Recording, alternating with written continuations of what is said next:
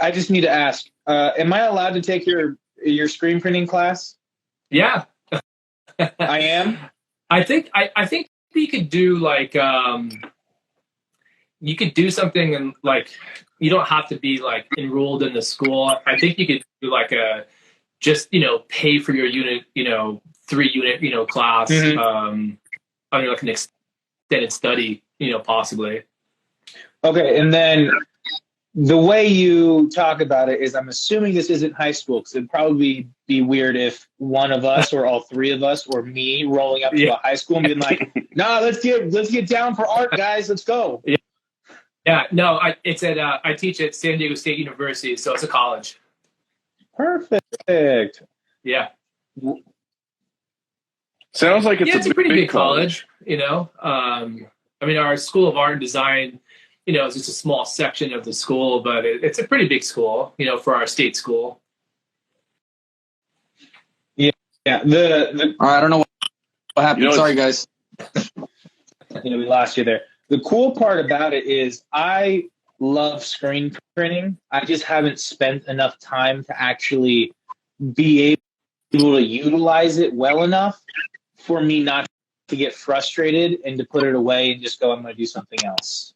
Yeah. Which is a bummer, because I would love to actually screen print more and to utilize that in my daily life. Yeah, it's weird. It's like once you learn the process, like if everything goes right, then it's like super easy. But if one thing in the process goes wrong, it's just a nightmare. And then you're just you're just chasing down all kinds of problems. And like you said, then you get frustrated and you're like, I don't want to do this. I'm just gonna pay someone to do it. One of the things that or you do what I do and you take the coward's way out and you get a t-shirt press. Well, here's my solution, because hopefully next week, because you have inspired me, by the way. Hopefully next week you'll see a little Baits right here on the new shirt that I'm going to get and make myself. I don't know. I might film it and say inspired by bows and arrows. But I don't have a lot of room, so this is like a one hobby shed. So I can't really split it into like making baits, pouring lead, and then screen printing. Yeah. Which is not good for my ADHD, because there's so much I want to do. Yeah. I guess actually it's probably good that I can only do one hobby in here, or I would never get anything done. Yeah, Daniel's not going to get his boat taking too long. Started screen printing. So yeah, I mean, I try to screen print, man. I try to screen print. We had bought a machine with my friend, a 6-color machine. I kind of took some classes in college. I love design, man. So, but it didn't work out. But I do have friends that screen print, man, and they taught me a little bit. But just seeing you, like Daniel said, is inspirational, man. Yeah, it's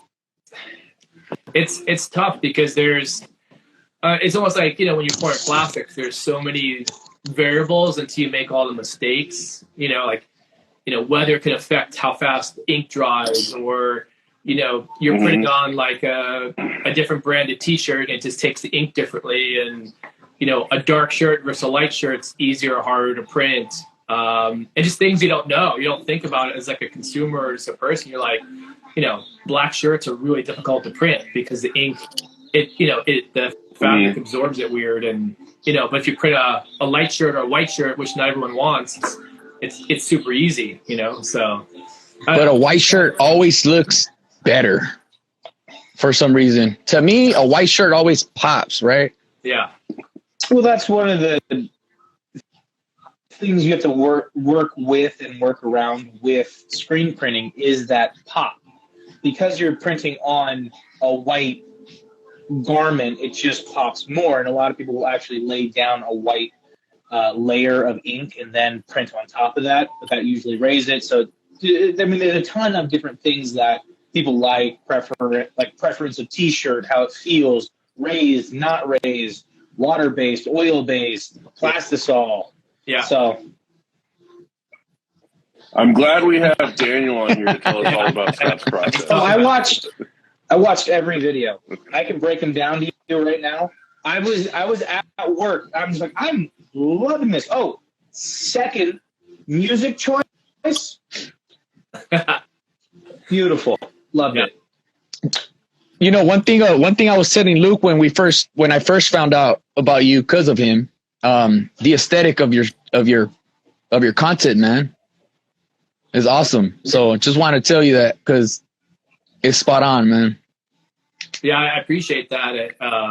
I think I took a lot of my influence from just kind of growing up skateboarding and just like all those videos. It's like, I don't know, just most of the bands I listen to and just artwork and like musicians, it all kind of came from like that skate culture and just kind of seeing how, you know, they put videos together and put music to it or did the storytelling. Like I don't know, like that whole culture, you know, influenced me. And, you know, like I don't skate as much anymore, but like it kind of seeped into my head. And like, that's just, you know, it kind of comes out of my fishing videos. Like I try and I look at that, you know, so I don't know.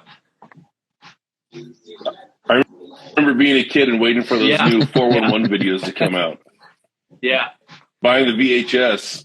Yeah. And just now it's just like more accessible, like where you can shoot on a GoPro and edit stuff like really easily. And like, you know, yeah, you do it on your cell phone. Do it on your cell phone.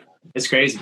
So, man, I remember when YouTube first came out and, you know, we were watching these music videos and me and my friend were stoked because before it was just, I mean, DVDs, you know, punk rock DVDs. Yeah. And then more and more bands started jumping on YouTube and people started posting their stuff and it's just more out there. And now we've got badass stuff to watch, like the Point Loma video. That was cool. Yeah. So I don't know, I jumped on a little late, but you told us about yourself. Tell us about yourself, where you come from, what you like to do besides fishing and printing. I mean, originally I'm from the East Coast. I'm from New Jersey and Philadelphia area.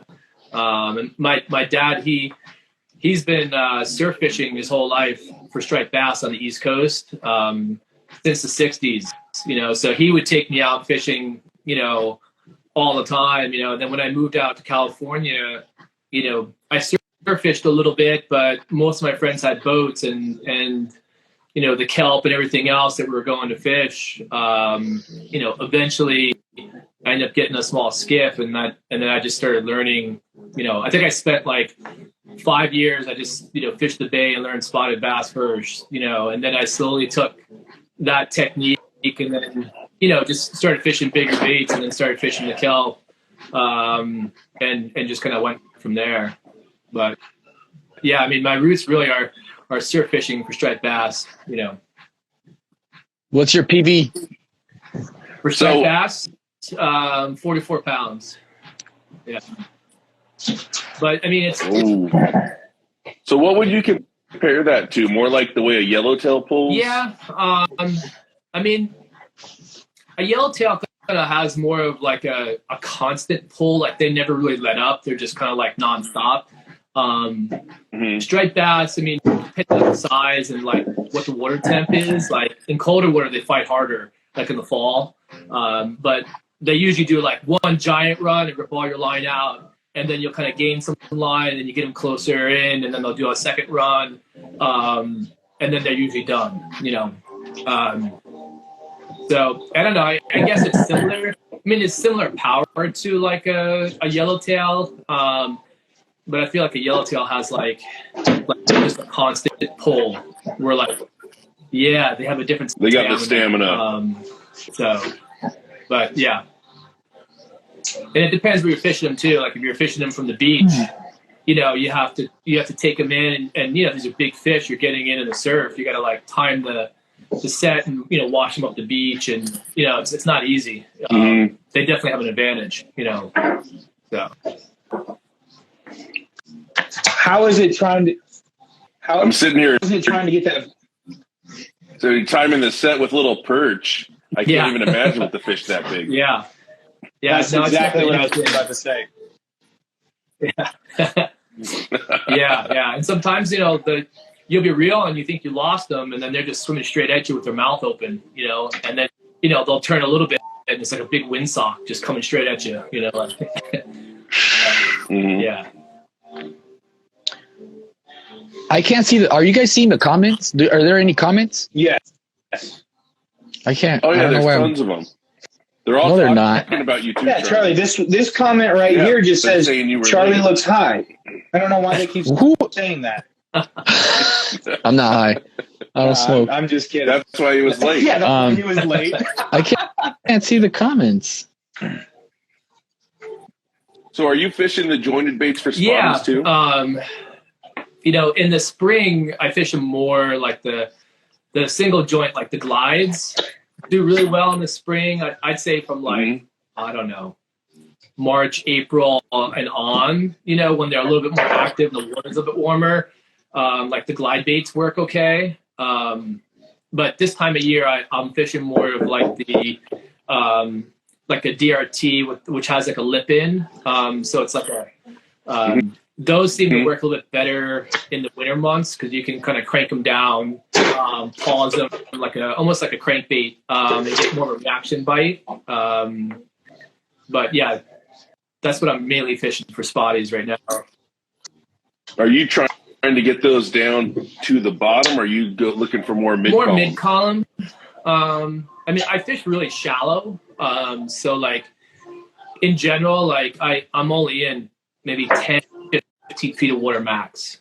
So, and depending on like some spots, some of the spots are only 5 feet deep, so I fish really shallow over like long eelgrass flats. So it's different down here in San Diego. There are structured spots that I fish, along pilings and stuff, but there's so much eelgrass that I can kind of fish shallow over eelgrass and just crank it down, pause, and they come up and grab them. Yeah, because how big are you going with those? In the bay, I would say 7 inch, 8 inch. That's kind of the size I'm usually fishing. Oh wow. yeah. On the spotties will hit an 8 inch. Yeah. That's wild. It's funny because me and Daniel were just talking about this the other day. I said, I know spotties will hit big things, and I got this thing when I go fishing for calicos, I'll throw an 8 inch bait. I go fishing for spotties. I'm like, I don't know, 2 inches is kind of so big. I think it was a little bit last week, probably towards the end of the week. He was talking about my RR spike, which I don't have any here because I've taken them all home. But it's 3 inches. And he's like, hey, I need something smaller than that 3 inches. I keep cutting it down. There we go. Thank you, Charlie. I just have them on hand. I love it. So he's telling me that how he's cutting down the 3 inch spike. And I'm like, why are you cutting it down? I've had so much success without, needing to trim it down. I feel like it's the perfect, size for spotties and all that stuff. And he's just like, man, like I don't know why. I'm like, just throw a 3 inch bait. It's fine. I've seen them eat 6 inch baits. You're good. And then I proceeded to give him my 2.5 inch ones because, endless shrimp is better than a full steak and seafood platter. Yeah, I mean, if they're keyed in on like a certain bait fish and the bait fish is 2 inches and you're throwing something that's bigger and that's all they're feeding on, then they'll, then you're definitely going smaller to like, match what you're kind of feeding makes a difference. But I mean, when you're throwing these bigger baits, it's almost like a crankbait. Like you're going for a reaction bite. You know what I mean? So it's like, it doesn't matter if the bait's 3 inches or if it's 7 or 8 inches. Like it's that reaction on it that's. No, but you're not playing that like a crankbait, right? You're playing that a bit slower with a glide. Yeah. But you're working it so like you're reeling it and then you're pausing and then you do erratic twitches. So like, I don't know, you're trying to make it look as like wounded and as dead as possible in that swim, and it's like those crankbait bites where like they're following it, you know what I mean? And then you pause, even if they don't want to eat it, they'll eat it because it just stopped in their face, and it's similar to that. You kind of take that kind of conventional method and you have to get used to the bait, but it's all reaction bite. Like you wouldn't think in the winter that these bass would hit, a 6, 7, or 8 inch, bait, but they do, I've heard someone say before that a lot of times they're not hungry for the crankbait. It's loud and annoying and it's in their territory and they're attacking it. Do you think it's the same thing with the glide, that they're attacking it because it's in their area? Or do you think they're trying to eat that thing? I think they're trying. It depends. Like, I always say, like, when they hit the front hook, they're trying to eat it. You know what I mean? Like on bigger baits, like when you're working a glide or if you're working a crank down and you catch them on the front hook, they've turned on that bait and they're trying to like, take it down and swallow it. If you get something on the back hook, and they just kind of like swipe at it, maybe they were just trying to get out of their territory. But the ones you get on the front hook, I mean, that they're trying to eat it, Yeah. Yeah, they've turned to get that head on it, So, but yeah, they're aggressive, man. Like I've had small spotted bass, 12, 10 inch ones going after 7, 8 inch bait. Like they don't care, Are you changing up your tactics when you're going for spotties versus calicos, or are you kind of approaching it with the same mentality? Obviously, you're not in the kelp, so you're not picking lanes the same. Yeah.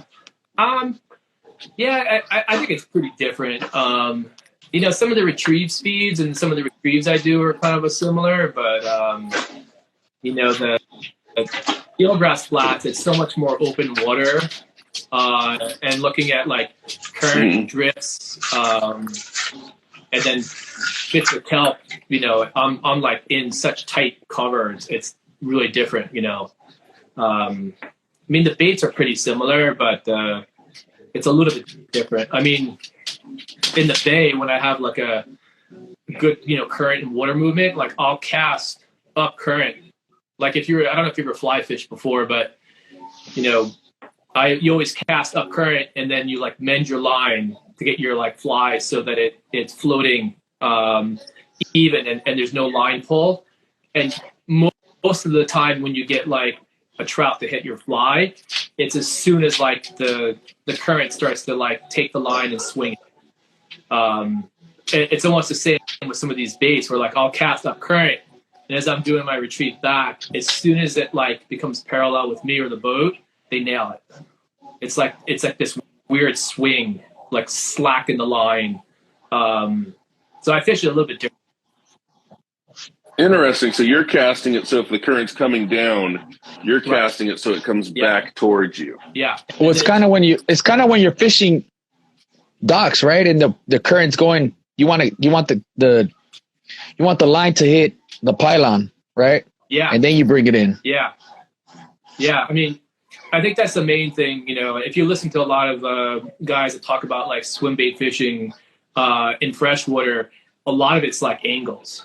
Like you're really looking at like how that fish is going to set up, and with these bigger baits, you really have to make a good cast and have like everything kind of correct for them to like take it down, So, but that's what I've started to notice is like, if you're doing a fan cast and you're kind of casting in all different areas, I started noticing whichever way I'm set up with the current.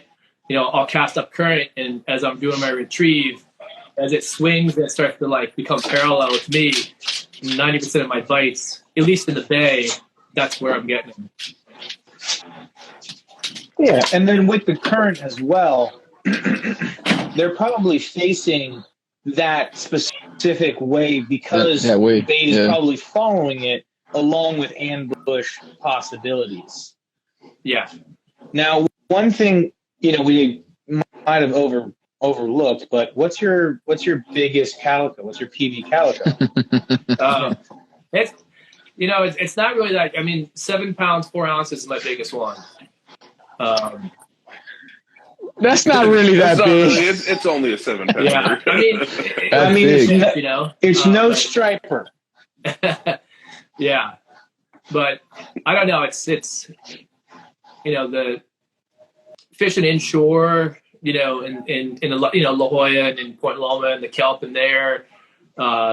There's good fish in there, but I don't know. It's like it seems like to get over that 8-pound to 10-pound mark, you know, there's a lot of guys that are fishing the islands, and it just seems like a bigger grade of fish out there, you know. I mean, guys do get them, you know, along some of the jetties by us and some of the other areas. You know, And yeah, you're I mostly fish mainly fishing daytime, right? Yeah. I bet there's some big ones hiding in there that you can pull out at night. Yeah. I've noticed a huge change in grade when I move to nights. Yeah. I strike bass fish, you know, on the East Coast at night a lot, but I haven't you know, night fished out here too much. Do you only fish on your skiff, or do you short pound as well? I short pound as well, quite a bit. The San Diego River that goes out into the ocean. In the springtime, I fish that quite a bit. Down by my house, like I live right on the bay, so I fish there quite a bit. From the shore, I go down there. I just walk down to the bay and kind of fish along there. But yeah, I fish from shore quite a bit. And you got a kayak as well, right? I got a Hobie pedal kayak. Nice. Yeah. Oh, you get the nice kayak. That's nice. Yeah. I got my Chevrolet. Yeah, I fish in the spring. I fish off the kayak a lot for Corvina. We get Corvina down here. I don't think you guys get those up there. I mean, nah. No. Yeah, I don't think they go up to Long Beach or that area. But that's one of my favorite fish to go for is Corvina, and they're kind of like a white sea bass. They spook really easily, and they're very very sensitive to like sound. They only hit at certain times of day, and I've done better in the kayak with that. So are you more worried that you're going to get a bit of a push with the boat? I get them off the boat, but like not consistently, you know. Not as well. Like, you know, guys get them off the boat, and you know, but I don't know. I just noticed that I've done a lot better off the kayak, you know, with them. So you're just a little bit more stealth, quiet, and it's just easier to set up with the kayak than it is with the boat. So I just want to clarify, because some people, I think we're talking about Corvinas. We're talking about Corvinas with a V. Yeah. Different type Those of are fish. too. Corvinas. Yeah.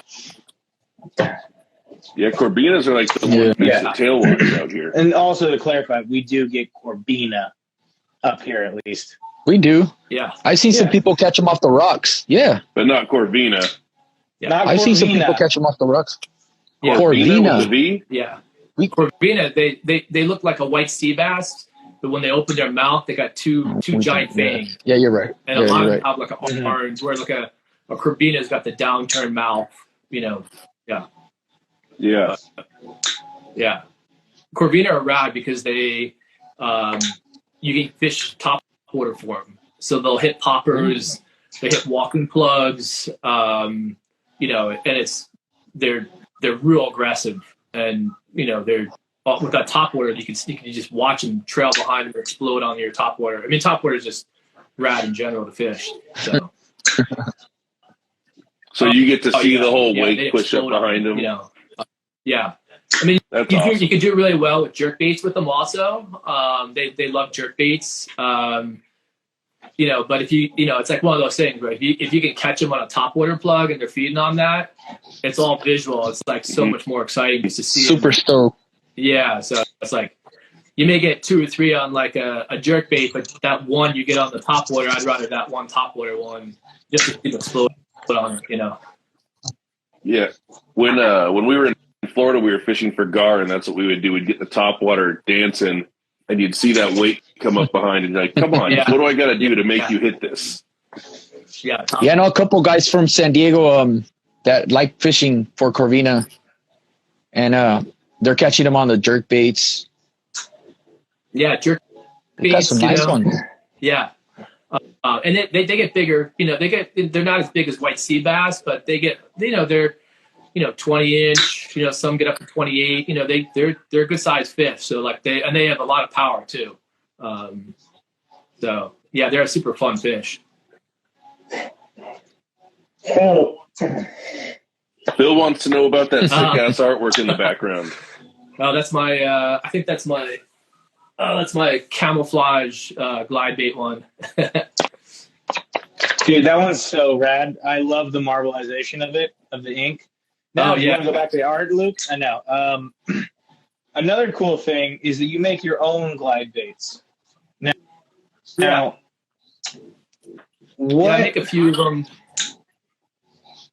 Yeah, I mainly just make them for myself right now. Just, I don't know. I know enough to be dangerous. You know what I mean? So like, I kind of like, usually in the winter, I kind of make one or two, kind of test them out, and I don't know. I mean, it's it's similar to kind of what you're doing, Daniel. It's like you make something and you actually catch fish on them. It's just like a different satisfaction of just figuring shit out. It's euphoric. Yeah, I think that's the word you're looking for. Yeah, especially when because you made a couple of your videos and then you went out and fished them, and I was like, man, that the amount those are cool of videos. You made it, you analyzed the day, you caught fish on it. I was like, the amount of just satisfaction you must have felt is probably out of this world. Yeah, I mean, when I used to fly fish, I would tie a lot of flies, and it's a similar thing where you're like, you're tying some bucktail, you know what I mean, and you're kind of making this fly, and like it doesn't matter how big the fish is, but if you fool a fish on like a lure that you could have made, I don't know how to explain it. It's like it's just something different, you know what I mean? Like it could be like a small like little like calico bass, but just to see him turn on a bait you made and just take it down, you're like, oh man, that was sick, So it must be a good feeling, man. Yeah. So super fun. I lost my shit catching a tuna on a bait that I had painted. I can't even imagine if I'd have made the whole bait. It's definitely cool. Another. So we've had a little bit of chatter going in the comments. People are asking if we ever fly fish for spots. Yeah. What? Nice. I had one summer. This guy's crazy. I would go out. I would kind of like cheat. So what I would do in my kayak is I would take my fly rod and had everything set up, and then I would just conventional fish, And if I was having a good day, bass fishing, which is regular conventional stuff, and I knew where they were, and I just caught 2 or 3 of them in a row, I'd put down my regular rod, and then I'd start fly fishing for them. Because I use the conventional gear to like search for them, and then once I found them, I would switch out. But yeah, I mean, basic. I don't know what you know about fly fishing, but like a clouser is a type of fly that I would tie, and they work real well. I might have one here. You see, yeah. So this is one that I use quite a bit, kind of here. What is that? Like quarter ounce? Not even really. It's probably lighter than that. But the eyes like are 8? weighted. That's the clouser part there. And then this is just some bucktail, and then they call it flash. This orange one does really well. And like the main difference with the fly rod is your line's weighted, so it doesn't matter how heavy the fly is. The fly is. Yeah, like the line. Oh yeah, because the line brings it down. Intermediate sinking line, and you do your your roll cast or your cast out, back cast, and then you just maybe do a 5 count, let the line sink, and you start stripping it in, strip pause, and I've got halibut on flies, nice bodies, yeah. They hit it really so well. Do you glide? Do you use your glides on like when you short pound? I do sometimes. I usually do the crank downs more, the lip baits. I've done better from the beach with the lip baits than the glides. But yeah. One of the things I want to do is convert a fly rod into just a normal like rod with a spinning reel, and then be able to fish it like that. 'Cause I think the fight would be out of this world. Catching a spotty, even like a 12-inch spotty on a fly rod, that's probably just bananas. Yeah. It's a different like it's a different take because like you're not reeling the rod and like feeling like the hit because you're stripping the line. You have the line in your hand as you're like pulling the line down. You can feel like the hit like as you're having it in your hand, you know? Mm-hmm. Yeah. Gotcha. You feel them tugging at it. You know, I think my rod's like 13 foot. These fly rods are big. And you're basically fighting they have a huge parabolic, bend. So you're fighting the bass with like the bend of the rod, but yeah, it's super rad. It's a different challenge and different feel. What's your biggest spotty on a fly rod? I think just legal, like a 14-inch, nothing huge. I've got some halibut though, like almost cheaper, like 20-inch. Yeah. Oh Jesus! So fun fact, I realized that I just had this stuffed in my the corner. My dad bought this for my mom for their wedding. This is a breakdownable or a travel fly rod. I'll be taking this out tomorrow to go fish. Yeah. So that's going home with me. He's gonna have that thing caught up in I'm gonna everything. put a spinning reel on it. It's gonna be fun though. I'm gonna put a spinning reel on it. Yeah. You got to do the full 9 yards. Yeah. I mean, casting is really You're gonna embarrass fly rod is humbling. So yeah, it's definitely tough. I caught one trout on that fly rod, retired it. I'm batting 1,000. I did it. Yeah. I done it. Did it. So what is your biggest spot? I got was like a 3-pound. Nice. Like an 18-inch. That was the biggest one I ever got. Maybe about 4 years ago. From your boat or shore pounding? From the shore. From the shore. Nice. Yeah. That's solid. It's really killing me that I can't see the comments, guys. Yeah. Like I'm going nuts. It's a handicap for you, Charlie. So you got to speak up a little bit more. Everybody's bugging me to get an iPhone, man. These guys are telling me to get an iPhone, but I don't know. So talk to us about I see baits in front of you, man. Talk to us about that. Oh, I just put some out in case you guys. I mean, a lot of what I'll kind of do if I'm fishing, like these are some of the ones that I fish for, like Calico, in the spring and summer. I usually bring like one glide bait, a single hinge one. I have that on one rod, and then I usually do like something like this triple trout. I'll do like a swimmer where I have like a multi-joint kind of a swimming plug, and then I usually have one that has more of like some kind of a crank down. Those are the 3 kind of profile ones that I kind of use, for the most in the kelp. That's what and then I kind of just alternate between them depending on like what they're biting and what section of kelp that I'm fishing. And but yeah, those are the main ones I kind of fish. And are you bringing some weedless baits too? I fished, for years, all kinds of different weedless baits. Lately I've been using some of this is a 7-inch working class 0. This is a Citizen 7 that Mike kind of designed around the beast hook where it kind of tucks in here in this little area. So everything's kind of really tight. You don't see the hook or anything. And it's got an air chamber in here. So it collapses really well around the hook. So I fish these a lot. So I usually have like one rod with the weedless.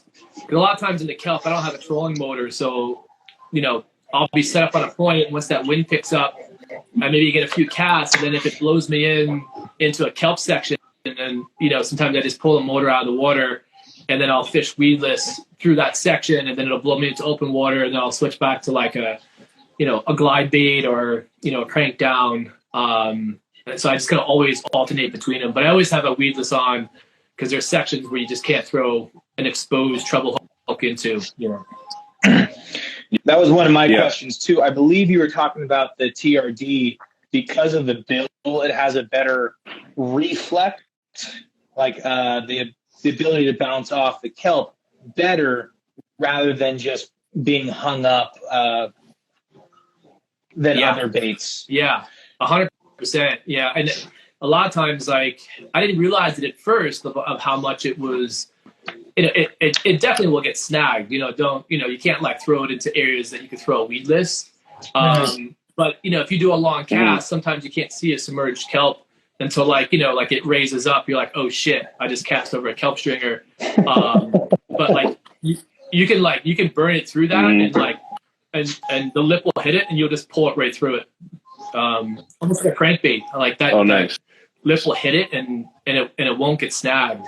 But if you had something like with one of these glides without that lip, I mean, you're done. It'll just catch immediately. So, well, I've done that jerkbait fishing in the kelp where you cast it out and then, like you said, that one raises up and you're like, oh, great. I'm totally going to be in this kelp in a minute. So, one of the best parts is when we were jerkbait fishing, Luke is looking at this reef that's coming up, or like these rocks on the wall, and he's like, oh, this is a perfect cast, just right between them. Because as a wave was coming in, so as the wave leaves, it just exposes all of this rock. And he's just like, oh, you gotta be kidding me. Yeah. I don't even want to reel in. You're like, it's a lost cause. Yeah. Yeah, instantaneously snagged. I was just laughing. I was like, it was a good cast. And I bet you that's where the fish are. But, you got to retie now. Yeah. Now, I got a question for you, man. What size line weight are you using? I usually, most of them I use this here, a Brazex by Seagar. I use 20 pound is what I use. 20 pound. Fluorocarbon. Sometimes in the bay, if I'm fishing. So what do you like about that one? I don't know. The Brazex, I've tried all different ones, and I feel like this one, as far as like my braid to the fluorocarbon knot and just the amount of like, abrasion that it takes, in the kelp and everything else and on rocks and everything, it just, I have less times where I get, baits that snap off. It just seems like gold's kind of what I've landed on, and I haven't tried that. This one I really like, the Brazex. There's also a yellow one that stretches a little bit more, a different container. I forget which one that is. I tried that one, but I've been the last 2 years using the Seagar Brazex 20 pound. In the bay, sometimes I'll go down to 17 or 15 pounds, sometimes 15 pound. If I'm fishing like no structure, like there's no rocks, I'm just, doing cast over top of eelgrass, I'm not stressed about stuff, I'll go down to like 15. But once I get into the kelp, I do 20. But for my baits over 20 pounds, it starts to like mess up the, like how the bait glides, and the action just is not as good. Yeah. So interesting. Because I would have totally been like, well, I normally use 30, but these baits, I'm going to put 40 on. I first started, I had like you said, I had like, 30 or 40 or whatever. And then like, I don't know. I just noticed that it wasn't swimming as well. And then it wasn't getting bit as much. And then I was like, I'm sacrificing getting bit. I'm like, I'd rather just get bit and then deal with it later, so. And are you doing a hard Thank tie? You, Luke. Are you doing a loop? Thank you. Or are you using a clip? Thank you. I used to do a ton of loop. Like if I'm fishing one rod and I'm not going to change that bait out, I'll do a loop knot for sure. That's how I do all my flies, are all loop knots. But on my other stuff, I do these decoy egg snaps, the size 4. if I'm switching a ton of baits out, I just do a decoy egg snap, and I haven't had it bend out. I mean, if you're fishing striper, that's a whole different ball game. They'll bend that out in like a second, but all these bass, I've never had a bass bend out a decoy egg snap. So, but yeah, it kind of depends. If I'm just kind of trying to fish one bait, I'll do a loop knot on a lot of my baits. But if I'm like, I'm going to try 2 or 3 baits and switch stuff out, I just do the decoy egg snap, and it's easier for me. I don't have to retie. But so never a hard tie. Yeah. You want that little bit of wiggle. Yeah, some of the baits come with like a a split ring on the front of the nose. Yeah. And you can tie it. Almost, and sometimes like if you do like a crankbait, they'll have like a split ring on the front, and you tie to the split ring, but the split ring is, that's given you all your kind of a movement. And you can tie directly to that. But if it didn't have a split ring like that, then I would always do an egg snap or a loop knot. Yeah. But yeah. So have you ever hooked into a yellowtail on one of those? White sea bass I have. Yeah. Yeah. Really? How big was that? It was a juvenile. I think it was maybe 20-inch or something like that. I've caught a few white sea bass on the glide bait, but they've all been juvenile. But yeah, I've never gotten a yellowtail on one yet. Yeah, I haven't hooked into a white sea bass yet. I'm hoping one of these days. Now, I might have hooked up to one. We'll never know. Yeah. And you know what I say about that, Charlie? Is if nobody's going to know, you hooked up into one. Yeah. You know what I mean? I've done well with halibut fishing, though, with it. Surprisingly. Which I was just about to say. Now, are you fishing shallow when that happens? But last year, my keeper halibut on my I got one on a DRT tiny class. It was 15 feet of water, and that thing only cranked down to about 5 feet, maybe, if that. It came. So it shot. I think that's what a lot of people don't realize is these halibut.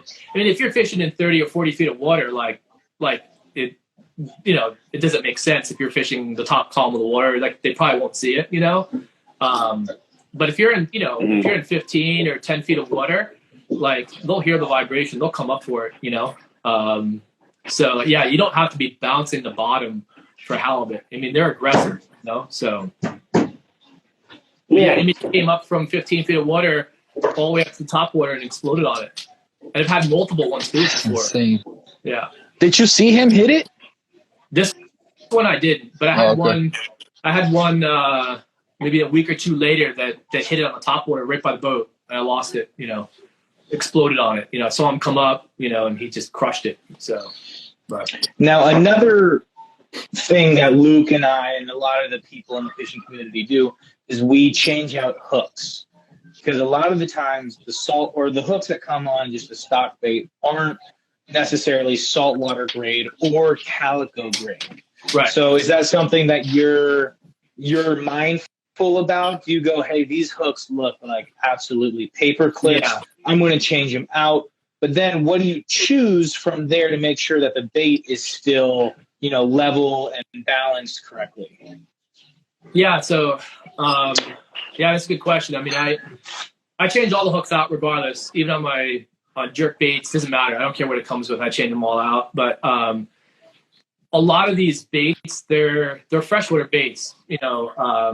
So they're tuned like their float. They're tuned for fresh water, which is less buoyant. And in the saltwater, everything's more buoyant. So the ones I get, they call it like a low float. So they're like they float like really slow. But in saltwater, they're almost like a topwater plug, almost like a high float. So I end up putting on 2X or 3X hooks to weigh it down. And I put heavier split rings on the hooks too to weigh it down. So I use that lead tape? This is what I use there. You can use lead tape, but this is basically they're called board weights. this one's like 1 gram, and you can get them on Tackle Warehouse. And basically what I do is on the bait, I put the lead tape here in front of the foot hanger, and then one in the back. So there's 2 of them, one here and one here. And that, along with the heavier hooks, it just gets it to sit the way it should sit correctly in the water. So, Nice.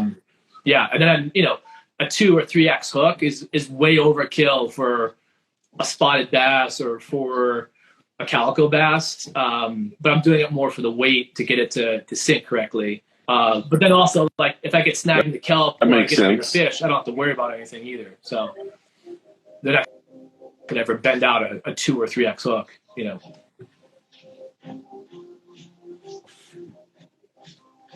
And that's not going to necessarily affect the swim of the action, because all you're doing is counterbalancing that buoyancy from fresh to salt. So you don't have to be like, oh, well, now the front is sinking faster than the back, and now it's not balanced or anything like that.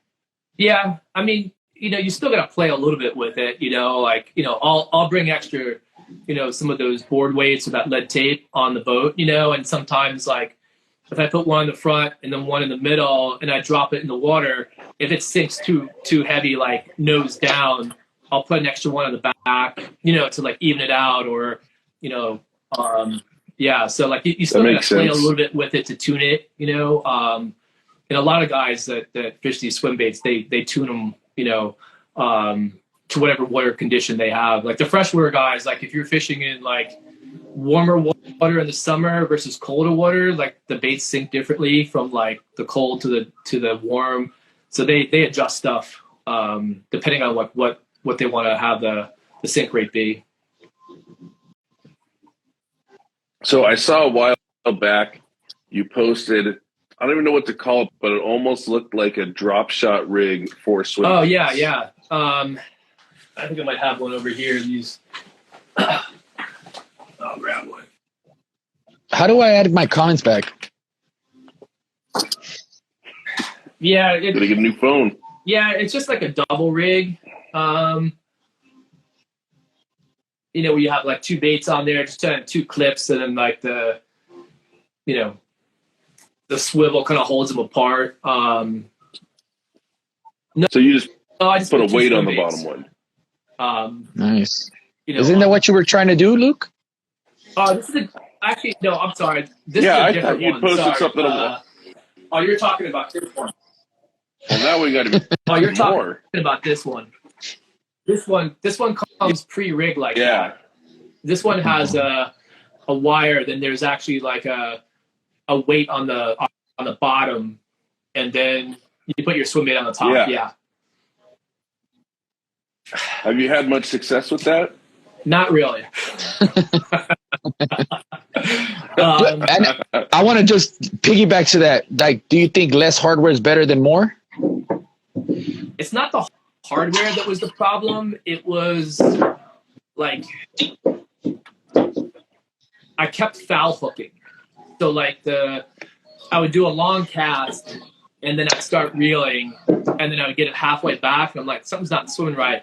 And then I'd reel in and then like the back treble hooks wrapped around the front. And it like foul hook. So it kept foul hooking the weight part. And I tried everything, I tried different baits and all kinds of different stuff. And like I got bit and I caught fish on it, but I got frustrated because I'd make like a perfect cast. I'm like, oh, this is gonna be a good one. And then I do 2 cranks and I'm like, oh, it foul hooked itself. And then sometimes I get like 3 or 4 casts and then it foul hook itself. And I'm like, shit, like, I don't know. It just wasn't working. It got it down deeper, but I don't know. It just didn't work well. Sometimes you get them where they foul hook themselves and you're like, how did you even catch this? Because I'm having trouble getting it apart. How it wraps itself, I don't know. So, I don't know. I just, I thought for a long time that most of these bass, like I had to fish on the bottom, low and slow, and get it down. Like I'm like, oh, like I'm missing bites because I'm on the top water column, and they're not gonna hit it. So I bought a bunch of stuff. I'm like, well, if I could get the swim bait down deeper, maybe I'd be more successful. And it didn't really make a difference. And the weighted aspect just it just felt hook stuck too much. Didn't make a difference and frustrated you more. But let's talk about that double rig. Double rig, yeah. This one's kind of a cool. This one I've fished. I have this one. I have one that's a little bit heavier leader. I usually do this with like double glides and stuff. They don't foul up. And they don't foul up on each other? And you could, because I'm usually fishing in the summer, so it's more top water. And they're higher up in the water column. With the reel handle, I can see the baits in the water. So as I'm retrieving, I could see them as they're swimming. So it's a little bit easier for me to control. It's not like blind. But they seem like they. So when you make your cast, they're not slapping together as you throw it out? It's heavy enough where it keeps them apart? Yeah, they have two of them. There's like one that's like a thicker monofilament, and then there's one that is a thinner leader, depending on how like big your bait is. But yeah. Yeah, I rigged up one, but I don't know that I'm quite heavy enough. Maybe I need to get something a little thicker to hold it apart more. But then those are weedless, so I don't think it'll matter if they hit each other, right? Yeah, but is it going to look as good if they're here versus if they're here? Now, I wonder if you can just add more wire to those kind of. Well, this is already 2 strands of 200 pound. I might need to get something. And that's just when you do the double rig, have you gotten hit like twice, like in the one cast? Yeah. I've gotten like double ups. Yeah.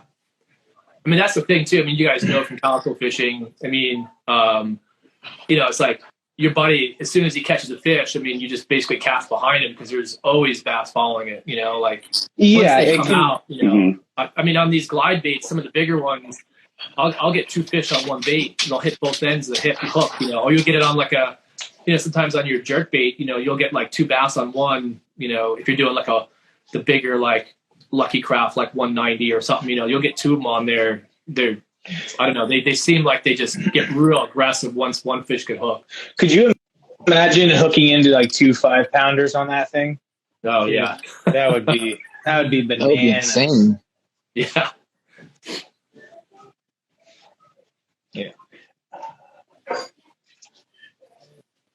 So with your kayak, are you launching that every time, or do you have that stored? I launch it. I mean, I'm lucky right now where I live, from my house. Yeah, I can. So that's in the garage or whatever. Like the little sand buggy wheels and they just go right into the back scupper holes. So I can just wheel it down to the bay and then I cinch them to the back of the kayak and just push off the sand, and I'm out fishing really quick. So. Now, we have a question down in the comments. It says, have you ever used grenade weights for a quick change? For the weight? I'm assuming. I've never used them, so yeah, I mean, I was hoping that you could clarify. They'll put it's like a little weight you'll put on the hook here, that you can put hook into there. It's like a little mini weight, and that will kind of sink it down. I've used them before, but usually you would think you would need a lot more weight to change the buoyancy, but you wouldn't think that some of this lead tape or these board weights would do much, but you just put a little bit of that lead tape on the bait and it changes the sink, or you put a different hook on it and it sinks. You wouldn't think a hook or a split ring would change how fast it sinks, but it does. It's not going to change it into a 2-ounce bait, but it changes it as far as it being floating on the top to all of a sudden starting to have a low float or sink. So well, Well, even like you said, Yeah. the line weight's Yeah, changing. if you're doing fluorocarbon, that keeps it down. Like, fluorocarbon keeps it lower in the water column, and then you do a heavier split ring, a heavier hook, and then some of that lead tape if you need to, and that's all you really need. And if you're fishing the kelp, you only need to get down a half a foot to a foot, deeper. Like, you don't really need to go that deep, to get the bass. So. Mm-hmm. So I want to take it a little bit back. I'm interested in knowing, when did you get out of your comfort zone from dredging to moving it up? I guess, I was fishing a lot of weedless stuff, and on some of the bites, some of it was like by, accident, where like I would do a long cast and then I'd be like, about to go over like a big kelp area. I'm like, oh, nothing's going to hit it in this like matted up kelp.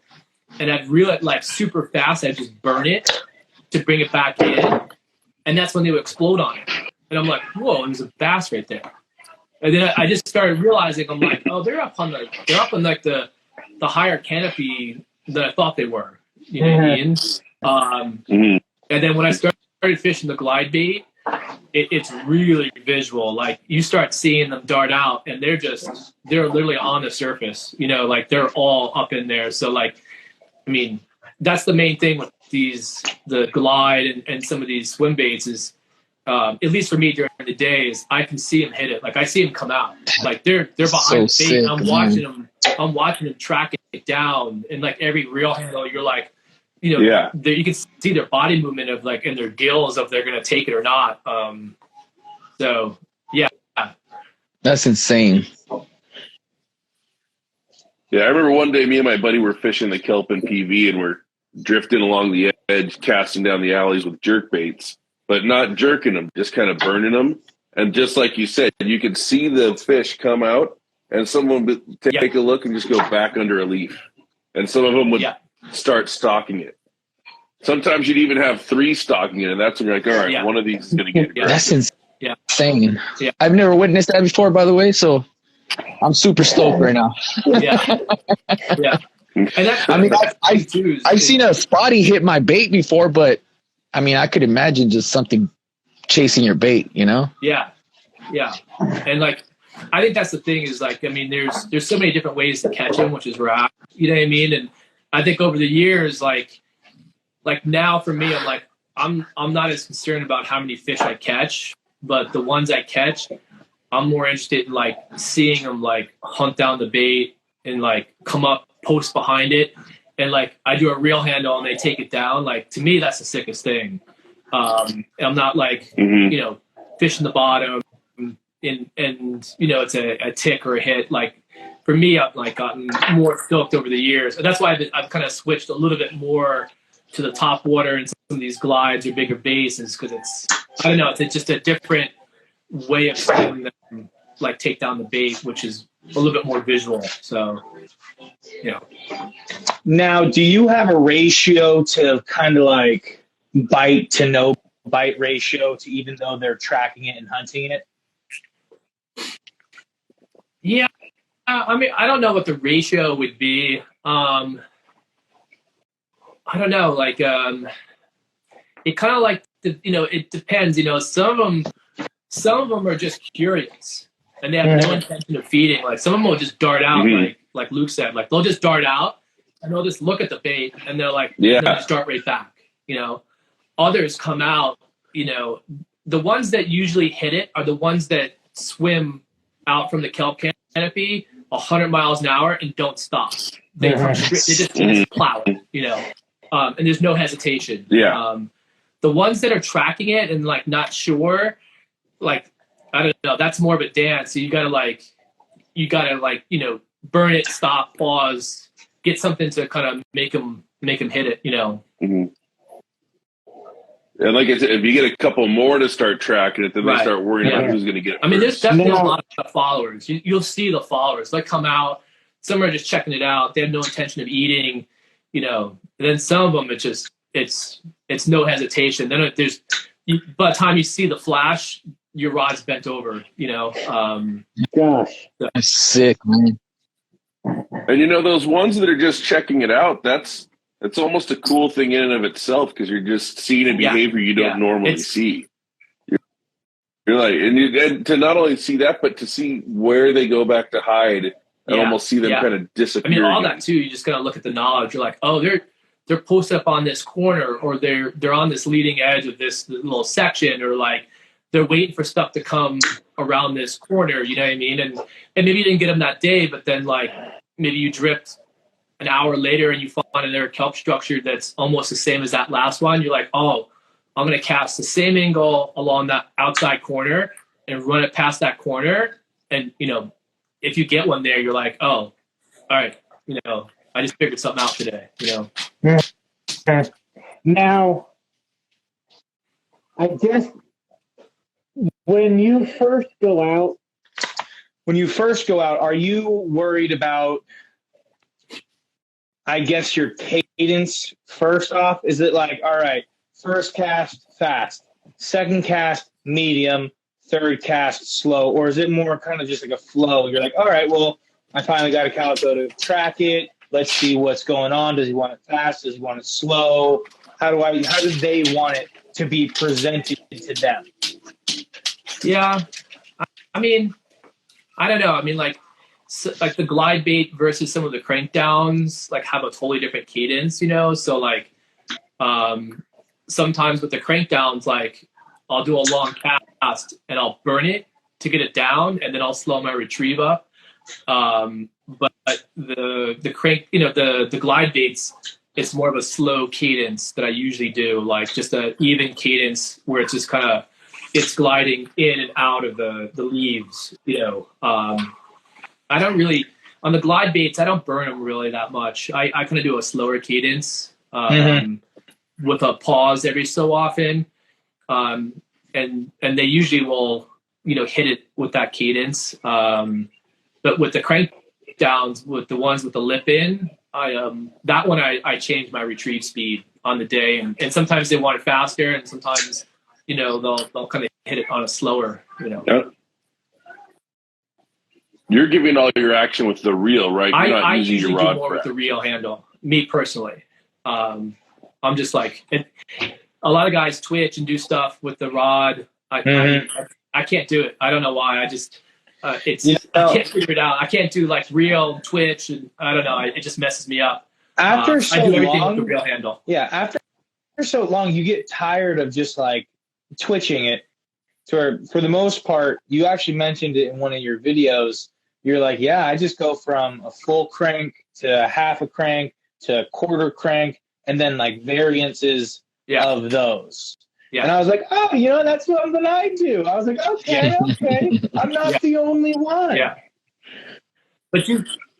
Yeah, but you're not. You're not I'm not as cool. I didn't say that. Okay, I get that. How does it feel teaching a bunch of idiots like us how to fish? How does it feel to be the coolest one in the room? Oh. So I mean, this is we're talking about Calico. So I'm a spotty fisherman, man. I'm not fishing from a boat constant. I get on with Luke sometimes, Yeah.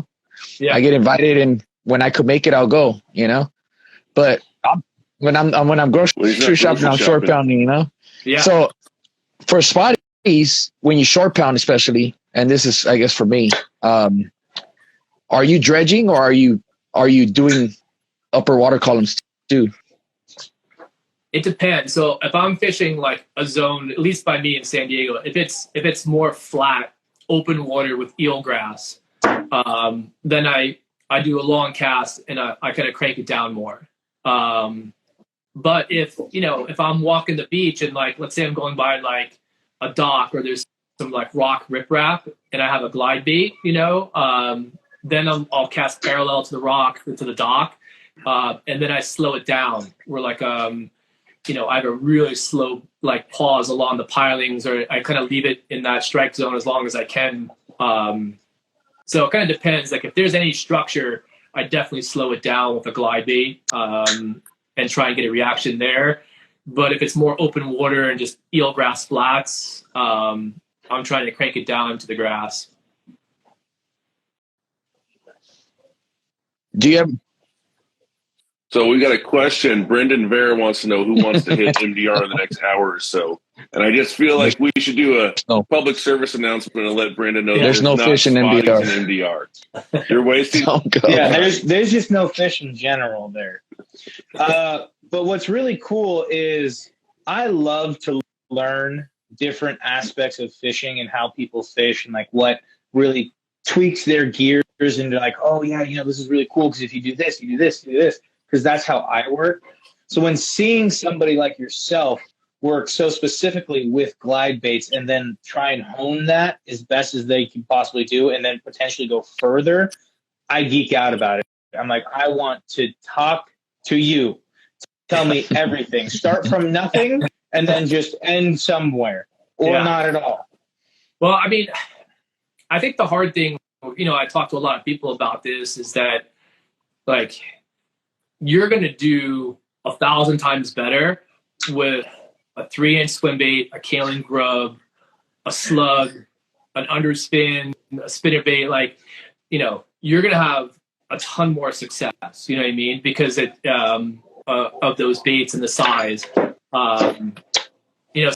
So it's not like I don't think the glide or these other baits are like better baits. It's not like the Cure. You're not going to pick up a glide. That's a good way to put it, man. You're not going to pick up a glide. Like, I don't want to I want to just let people know, like, I am not killing it on these baits. Like, if you catch 10 fish in a day, I'm catching 2.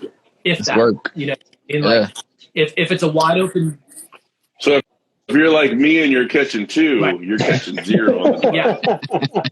No, 100%. Yeah. Like, and I don't think people realize, there's days I go out and like it's hard. Like I'm fishing and I hear guys like, with conventional swim baits, a lead head, and they're getting 25, like open 20 fish, and I'm getting 0, like nothing. You know what I mean? Like, and maybe a few followers, but no one's committing or whatever. And then other days like a good day I'll get like 5 fish, maybe 4, where other people are getting like, 15 or 20 or higher numbers inside there.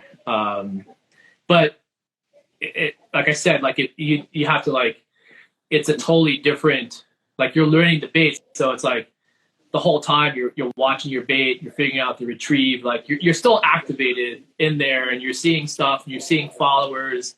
You may not be getting bit as much, but the ones you do get bit on, you can see it happen in front of you. So it's like a different stoke on it. You know what I mean? So, yeah. If you're learning how to fish and you've never fished before, like, and you just started throwing these, like, you'd be frustrated. You wouldn't never want to do it again. Yeah, you wouldn't probably want to fish anymore. Yeah, you'd just be like, oh, this is crazy, But I don't know. I fished all that conventional gear for a long, long time. And I basically took all the knowledge I had from conventional fishing and the spots and the angles.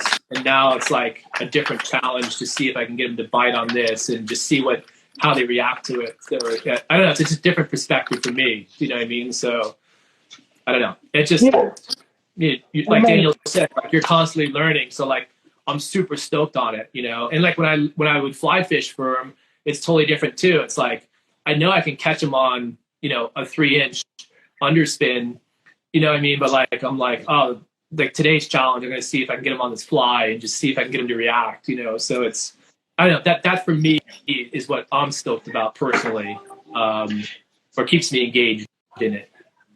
Yeah. And that's a huge aspect with just fishing in general.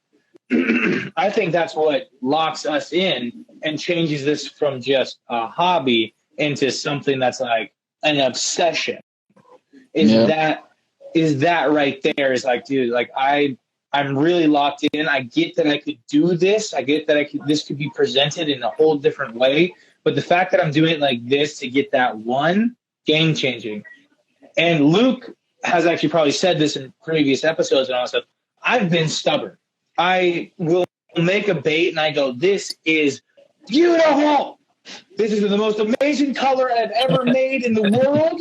This is the best bait that has ever been made in the whole entire world. I'm throwing this and only this, and then I'll catch nothing all day. And it's true. Yeah. I can vouch for that. We'll be driving home, and I'll be like, you know what your problem is? He's like, don't talk to me. I'm like, I know what I did wrong. However, I wanted to throw that, and I did it. And I feel like... And then he'll be like, when am I going to catch a 5-pounder? I don't know. Yeah. With this and then he just attitude, I goes, can't tell you. well, put on a sudden impact. And I go, I know sudden impact works. I want my baits to work. Yeah. But there's also an element where when you're not getting bit, I feel like you're really sitting there and analyzing, because you go, all right, I have this one bait and I'm not getting bit. Yeah. What can I do to present it differently? Am I going to hop it? Am I going to scoot it? Am I going to dead stick it? Am I going to burn it? Am I adding a spinner? And am I making sure that the drop rate is correct so it falls straight down rather than a pendulum? Am I doing parallel to the wall? Am I doing straight at the wall? Yeah. So sometimes I actually enjoy those days of not catching anything, because I go, well, what did I do? It's not true. It's not true. It's not true. He never enjoys it. He calls You're it lying through your teeth. Yeah. We call that bullshit. Who likes going out and not catching fish? Yeah, no, I gotta tell you personally, I love those days when I get skunked. Especially You when I don't. wake up early and get skunked. That's great. The best part is when it's snowing in California, your hands are freezing, you kind of just got to cut the other day. Salt water's coming in, you're wet, it's cold, and then you get skunked. Chef's kiss. Yeah. Yeah. Now I got it real quick. I got a question. Or actually, go Luke, because it's not a question. It's more of, go for it. You go. We're as you can see, we're learning how to, but tell us your story of a heartbreak, man. Like, everybody calls it the one that got away, but I call it a heartbreak. I had a good one this year, and it was one of those. I mean, they always say it like it was. I was just basically, first cast, just basically getting the line wet. I wasn't even like trying to fish yet, and I was like fixing the leader, and fixing the drag. I wasn't even like ready to start fishing, and I did a long cast, let it sit, was tightening the drag, did a crank, and I got exploded on, and the drag was too loose because I didn't fix it yet, and I could feel it load up, and I saw I saw the side of the fish, and it buried me in the kelp, and then just popped off. It was like on and then off, and it was a big fish, I could tell. That one just it was like completely my fault. All I had to have done was just, before I made that cast, just mess with the drag, pull the line out a little bit, and just make sure everything was right, and I would have been fine. But I just did a cast, wasn't paying attention. It's like, I don't know if you can see the tear in Charlie's eyes, but I was there with him. Oh, I was going to talk about my story today. Same thing. Didn't have his drag tightened down. Yeah, my head wasn't in. I hadn't even started fishing yet. I just wasn't even thinking. I was just doing a cast to get the line wet. I don't know, and that was the one, and that whole day it just ruined me. It's just sticking with you. That's what happened with me this past, what was it, 3 weeks ago? What happened with Charlie was he did it 3 times in a row. Mega heartbreaks. Yeah. And I just know from experience, having watched them pull, those were probably state records. They were probably 13s. And I was shaking. I couldn't even tie anymore. I was like, fuck. Yeah. Why? No, I lost a big halibut this year in the bay too. And that one wasn't really, it kind of was my fault. I had the drag a little bit tighter than I should have. But I was just fishing for spotty, so I wasn't really that concerned about it. And I was just trying to like have a little bit of a tighter drag to get him out of the eelgrass faster, and I had a big halibut, hit it right before the boat, and I didn't have enough line out because it kind of like jammed me, and I saw the fish, everything, and then the hook. It was big. Yeah, I had to drag too tight. How big was it? You think? I don't know. I mean, it was definitely legal halibut. You can tell when they come up and they're that dark shadow, and you're like, whoa. But yeah, I just had to drag way too tight to get it out of its mouth. So my big heartbreak, I don't think I've told this story on here, is I was fishing with Shannon, and I was like, you know what, we need to get a net on here because we were really starting to get into the 4-pound range consistently. And it was like these fish are getting kind of fat. So I got this big, huge net, but I'm not used to having the net yet. And I hadn't broke the 5-pound mark. And I caught something that was easily breaking the 5-pound mark. And Shannon goes, I got the net, but I was still not used to the net. And I went to flip it and snapped it off, and we saw it go flying. Yeah. It's like I just watched my PD go flipping through the air. I snapped the rod this year, flipping it. I believe I can fly. I had my net was stuck. Like I had it in the back of the boat, and I went to grab it, and it got stuck on another lure on my other rod. And I had I went to grab it, and then I was like, well, screw it. I got it right to the side of the boat, and I high sticked it, and my other hand was in the wrong spot. It was my fault, and it wasn't the rod's fault. And I flipped it, and the rod just splintered in 2 spots. Yeah, I was just about to say. I landed that story up too. You still landed it. It should have fell off. I don't know how I landed it. I think if you would have lost it, you would have been a little mad. Yeah. It was so funny that it went net story and then you breaking your rod, because that was where I was going to go next, because I was like, man, one of the things that Luke and I figured out is that regardless of the size, we're going to net it. Like why not? Yeah. Because it's like he's almost lost multiple 4 to 6 ranges, and I've lost like 3 to 4 ranges just because we're messing around with it around the boat. Like, oh, look, it looks so cool in the water. I love Calico. But it's not going to go, aw, want a picture. Yeah. So it's just like now I always net. So I learned a hard lesson this weekend. I was out with Tracy is chilling in Code Green, and I was like, we're just going for some little spotties. There's nothing big around here. I'm just going to leave the net in the car. Fuck it. Those two pull up an 18 and a 19. And they're like, get the net. I'm like,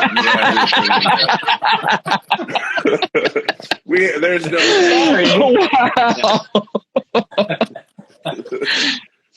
And there was a third one that wasn't. I don't think it was as big as the big one that was caught, but it was good size, and that one was lost while we were screwing around with it. It's like, all right, the net always comes, especially when you got sticks on the boat. I gotta say, you fish solo most of the time, right? Yeah. I mean, I'd say 95% of the time. Yeah. You're solo? I'm solo. Yeah. So what if you hook that big one, man? Like,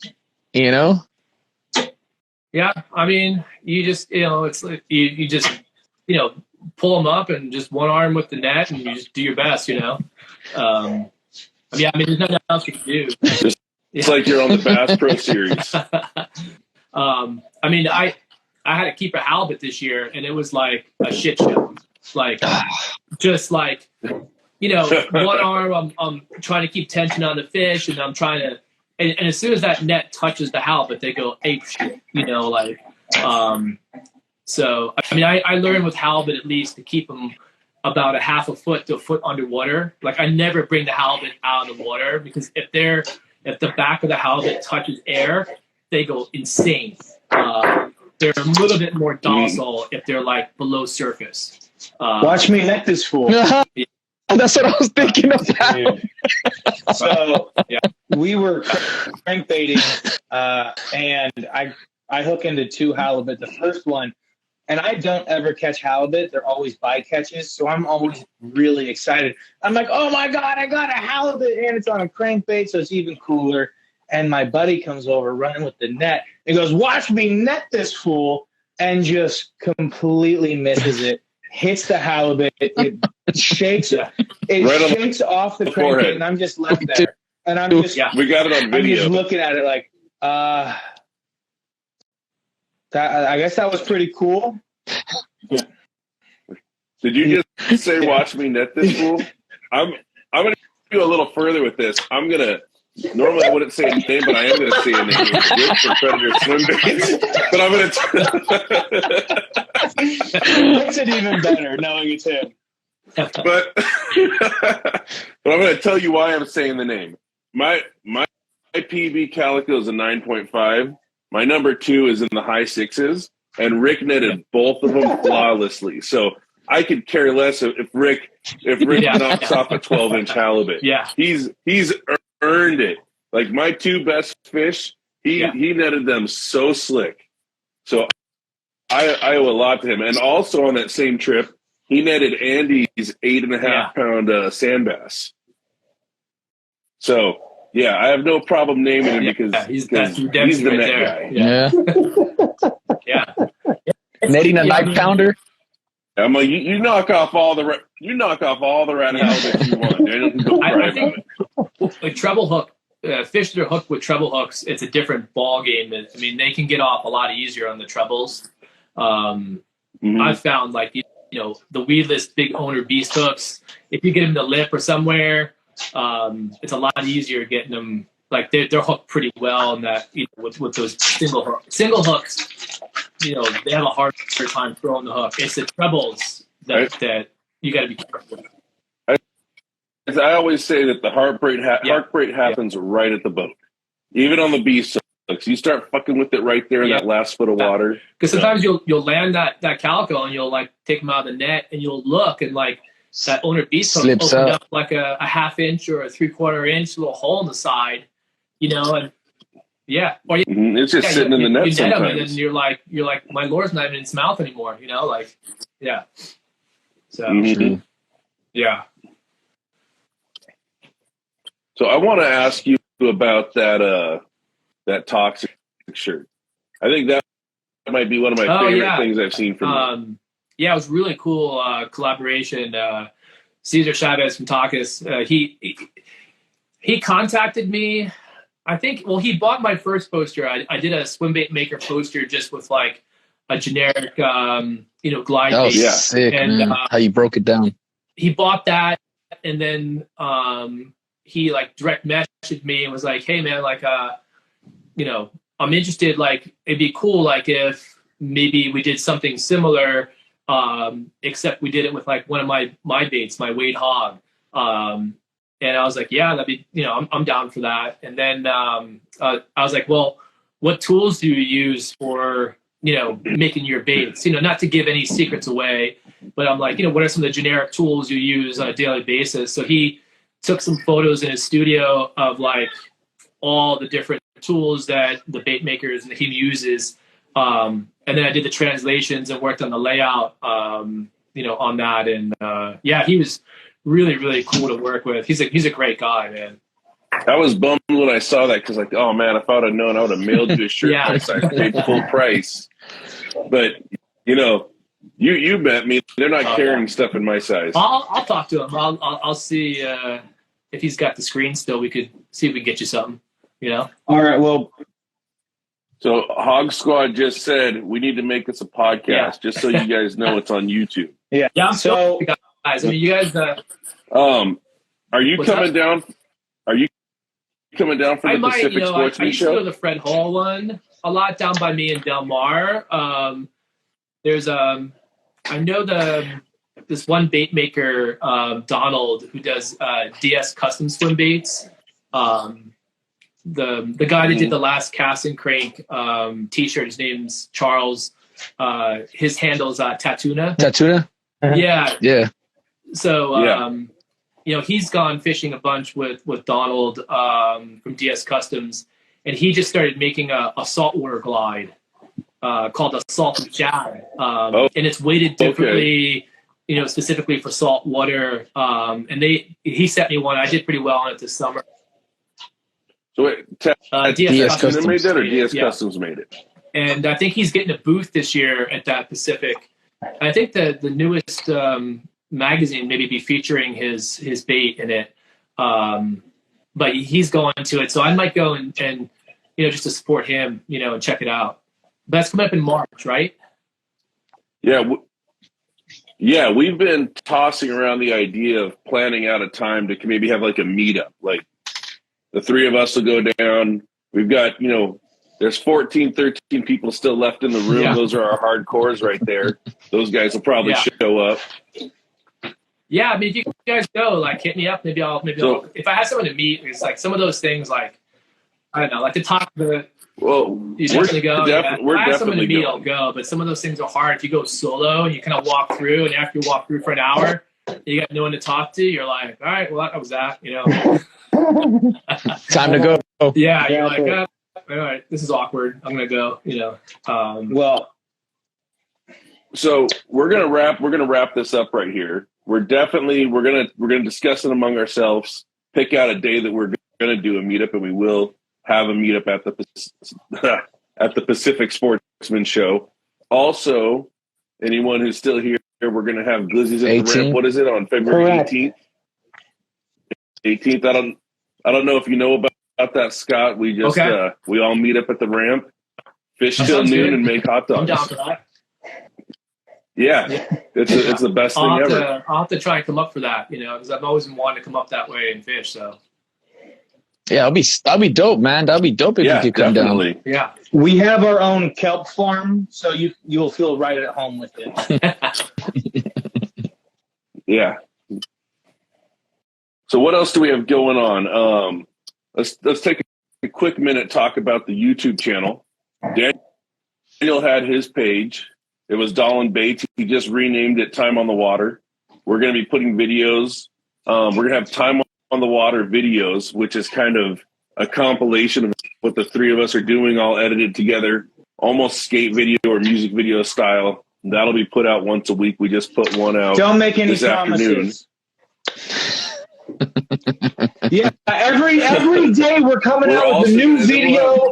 Stay tuned, subscribe. Every single day. Below what you want. So yeah, if you guys are interested, check that out. And then occasionally we'll drop videos that are done on the boat. They'll be done in more of your typical YouTube style. We're gonna have one coming out on Friday, which that's me with Tracy's Chillin' and Code Green, watching them catch some absolute toad spotties. So that'll be coming out on Friday. And then we'll also be continuing to drop these episodes out once a week. You guys are doing some cool stuff, man. I'm stoked for you guys.